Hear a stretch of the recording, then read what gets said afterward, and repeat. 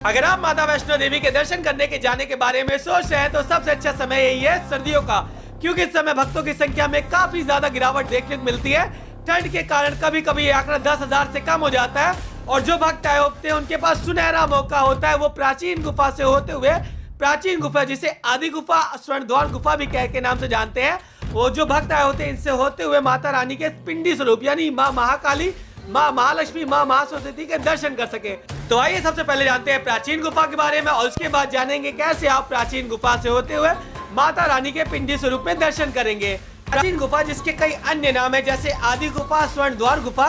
जब माता रानी के दर्शन करने के लिए आप भवन पहुँचते हैं, माता के भवन पहुँचते हैं, यहीं पे जो आगे जाने का रास्ता है पिंडी स्वरूप में माता रानी दर्शन करने के लिए जब आप जाते हैं, जो प्राकृतिक रास्ता है उसे ही हम लोग प्राचीन गुफा कहते हैं। और प्राचीन गुफा 98 फीट यानी 30 मीटर के करीब लंबी गुफा है और इतनी पतली सकरी है कि एक बार में एक ही लोग जा सकते हैं। जब गुफा के अंदर आप घुसते हैं सबसे पहले आपको गणपति बप्पा के दर्शन और गणपति बप्पा के दर्शन होते हैं और उसके बाद गुफा में आप देखते हैं, जब घुसते हैं तो चारों तरफ आपको देखते हैं कि पानी रिसता रहता है। ये बाण गंगा का पानी है जो रिसता रहता है और चरण तक आपके यानी घुटने तक पानी रहता है, इसीलिए इसे चरण गंगा कहते हैं। और जब गुफा के अंदर से आप जाते हैं तो आपको 33 कोटि देवी देवताओं के आशीर्वाद प्राप्त होते हैं और आपको एक अलग एनर्जी प्राप्त होती है और यही एनर्जी माता वैष्णो देवी है। 30 कोटि देवी देवता यानी 8 वसु, 11 रुद्र, 12 आदित्य, 1 इंद्र और 2 अश्विनी कुमार। इसके बाद आप गुफा से निकल के आप माता रानी के दिव्य 3 पिंडी स्वरूप में दर्शन करेंगे जिसमें माँ महाकाली, माँ महालक्ष्मी, माँ महासरस्वती है। तो अब आप सोच रहे होंगे आपने माता वैष्णो देवी का दर्शन कब किया, तो बता देते त्रेता युग से माता वैष्णो देवी त्रिकुटा पर्वत पर अंतर ध्यानों के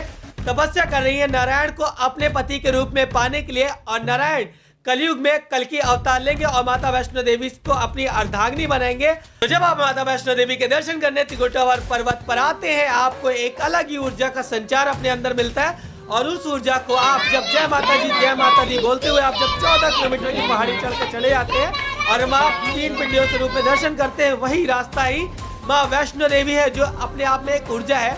तो अगर आप लोग वही ऊर्जा को अपने अंदर देखना चाहते हैं तो आप लोग माता वैष्णो देवी के दर्शन करने के लिए पहुंचिए। और सबसे अच्छा समय रहता है 14 जनवरी जब माता वैष्णो देवी की जो पुरानी गुफा है उसके पूजा पाठ करके प्राचीन गुफा के द्वार खोल दिए जाते हैं और 14 जनवरी को ये द्वार खुलते हैं और होली तक ये द्वार खुले रहते हैं। लगभग 40 से 45 दिन का समय रहता है भक्तों के पास, वो आए प्राचीन गुफा से माता वैष्णो देवी के दर्शन करें, क्योंकि इस दौरान श्रद्धालुओं की संख्या बहुत कम रहती है। लोग अच्छे से एकदम आराम से माता वैष्णो देवी के प्राचीन गुफा के दर्शन कर लेते हैं। तो बता दें प्राचीन गुफा खुलने का समय जो है दिन के समय वो है सुबह 10 से 4 बजे तक और रात में 10:30 बजे से सुबह 5 बजे तक। जो भी आपको दर्शन कर रहा है वो गेट नंबर 5 पे जाए, वहां पर वेट करे और अपनी यात्रा जब शुरू करता है तो आराम से दोपहर के समय से शुरू करे और आप जब रात होते हुए 9 बजे पहुंचे उसके बाद आप लोग लाइन में लगे। आप लोग आराम से माता रानी की इच्छा हुई तो आप लोग प्राचीन गुफा से दर्शन करके माता रानी की एनर्जी अपने अंदर महसूस कर पाएंगे। इन गुफा में दर्शन करने के लिए कोई अलग से पास नहीं लगता, कोई अलग कुछ नहीं लगता। जो आपके पास RFID कार्ड रहता है जो आपको नीचे मिलता है वही पर्ची रहती है, उसी से आप दर्शन करेंगे और गेट नंबर 5 पास आएंगे। रात में 10 बजे आप देखिए कि अगर वहां पे बल्ली लगी है तो समझ जाइए कि अभी गेट नहीं खुला। जैसे बल्ली हट जाए समझ जाइए माँ ने अपने द्वार खोल दिए। आप सभी लोग जाए उसमें दर्शन करें और टाइम का हमेशा ध्यान दें।